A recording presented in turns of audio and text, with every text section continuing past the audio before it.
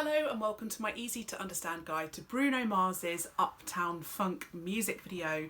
Uptown Funk is a set music video for component 2 on the GCSE Media Studies EDUCAS exam. It is an optional music video, so not all schools study it. Don't panic if you don't. I do also have videos on my channel as guides to Pharrell Williams as well. So in this video, I'm going to go through the Uptown Funk video shot by shot and give you some ideas about why the media language has been chosen, how it might represent people, and why it might appeal to an audience. So the first thing we see is some shots of a woman's legs, just in high heels, and this idea of just using a woman's body parts and not her whole body, it's quite sexualised, and it's quite a sort of old-fashioned way of representing women in media products. And the camera even cranes up her body, which further objectifies her because it encourages the audience to sort of gaze at her body as the camera moves up. So quite stereotypical, and it's quite reflective of the way music videos, especially in the past, in the 80s, used to be made. And this music video does have a kind of 80s retro feel to it, so perhaps that might be why. Might also appeal to a male target audience as well. We get a lot of shots, close-ups on the men as they shake hands, so really representing them as being friends. And we see them all looking at the woman. We get a low-angle shot of them, which makes them seem quite powerful. And the fact that they're all gazing at the woman makes them seem like part of that big kind of friendship group. They all feel the same way. They're all wearing suits with sunglasses, quite a lot of chains, jewellery going on. Makes them feel quite professional, quite wealthy, successful, powerful. And because of the colour and the style of the suits and the hats and the shades, it adds this feeling of like 1980s nostalgia as well. So perhaps particularly appealing to a slightly older target audience.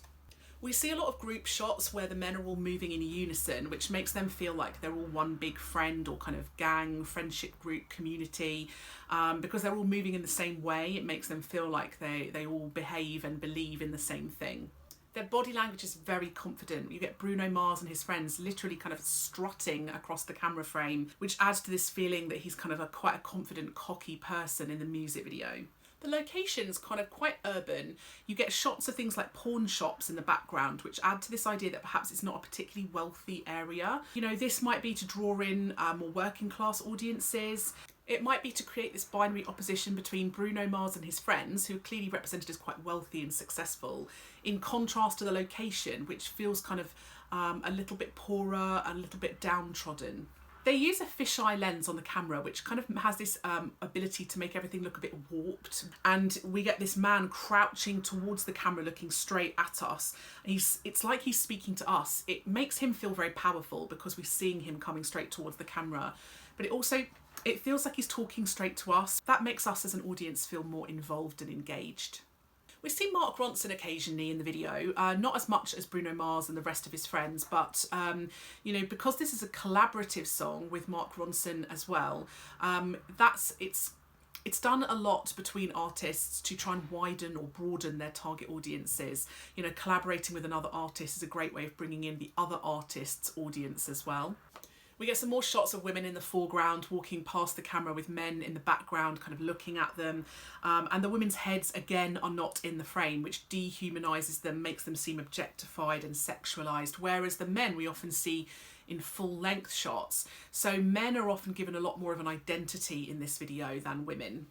The men are singing like to the women, but at their backs as they walk past, which, you know, it kind of feels a bit like they're leering at them, or kind of, you know, sometimes if you get men on the street, they might make a comment towards women, like maybe kind of sexually harassing them as they walk past. It feels a little bit like that in the frame, which again adds to this kind of like old-fashioned retro vibe in the 1980s. But it makes Bruno Mars and his friends seem quite misogynistic and sexist. And that might appeal more to a male audience than a female audience. We get scenes of very fast-paced cutting, and the camera even revolves around and it kind of rotates, making it a canted angle, or a Dutch tilt, some people call it. It's quite unusual, and it kind of makes it feel like the world literally revolves around Bruno Mars. So representing him as being quite chaotic and exciting, but also very powerful and dominant.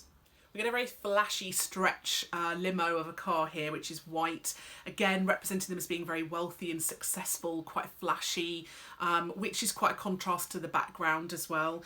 And with Mark Ronson literally sitting on the bonnet and everyone kind of dancing around it, it feels very bit like a bachelor party, you know, like lots of fun and men having a laugh and showing off. So it makes them feel quite confident.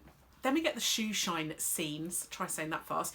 And this is quite interesting because often in the past, people who operated the shoe shine stands were often young men from ethnic minority backgrounds shining the shoes of wealthier white men. So to have Bruno Mars and his friends sitting in the seats having his shoes shined by white older men is actually quite unconventional, and it flips those conventions.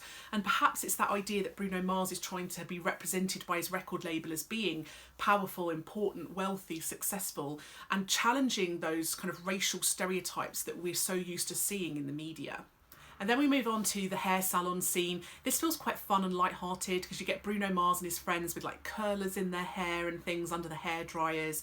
So it's kind of feel-good fun, quite light-hearted and silly. And again, it adds to this idea of men kind of having quite a lot of sense of humour.